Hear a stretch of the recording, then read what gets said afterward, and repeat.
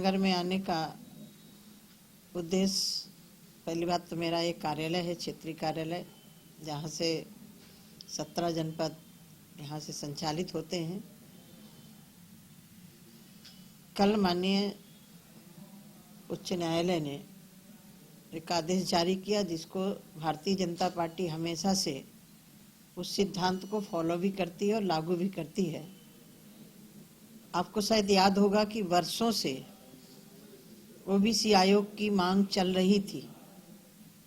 आज जो ओबीसी की बात कर रहे हैं, ये लोग भी केंद्र की सरकार में, साझा सरकार में रहे भी हैं, कभी भी ओबीसी कमीशन की सिफारिश नहीं की। आदरणीय भारत के यशस्वी प्रधानमंत्री जी के नेतृत्व में जब भारतीय जनता पार्टी की सरकार बनी, ओबीसी कमीशन गठित किया और संविधान, बाबा साहब का सिद्धांत भी यही रहा कि सबका सम्मान रहना चाहिए, सबको उचित स्थान मिलना चाहिए। सरकार आयोग के साथ में है, चुनाव के लिए तैयार है और उसके आधार पर जिसका जो अधिकार है ओबीसी है, उसके साथ अनुसूचित समाज भी है। भारतीय जनता पार्टी हमेशा साथ में रही है। उदाहरण के तौर पर यदि ओबीसी समाज को भारतीय जनता पार्टी सम्मान नहीं देती तो मुझे लग रहा है कि हम जैसे व्यक्ति एक बार नहीं, दो बार से केंद्र में मंत्री हैं, ये भारतीय जनता पार्टी में संभव है। और जो ओबीसी बात करते हैं वो तो सिर्फ सफाई तक सीमित है। उनका ही परिवार ओबीसी है क्या? ओबीसी में और नहीं आते हैं? ओबीसी में बहुत सारा समाज है।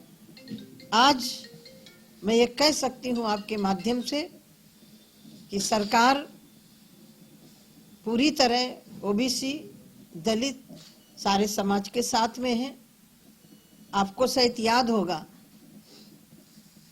बाबा साहब अम्बेडकर जी को जो सम्मान मिलना चाहिए था, वो सम्मान कब मिला? जब भारतीय जनता पार्टी की सरकार केंद्र में आई। बिरसा मुंडा को आदिवासी जनजाति समाज के नेता थे, हमारे देश के गौरव थे, उनको सम्मान कब मिला? जब भारतीय जनता पार्टी की सरकार आई। भारतीय जनता पार्टी सर्वोच्च पद पर, हमारे इस जनपद के गौरव, जिन्हें मैं अपना बड़ा भाई भी मानती थी,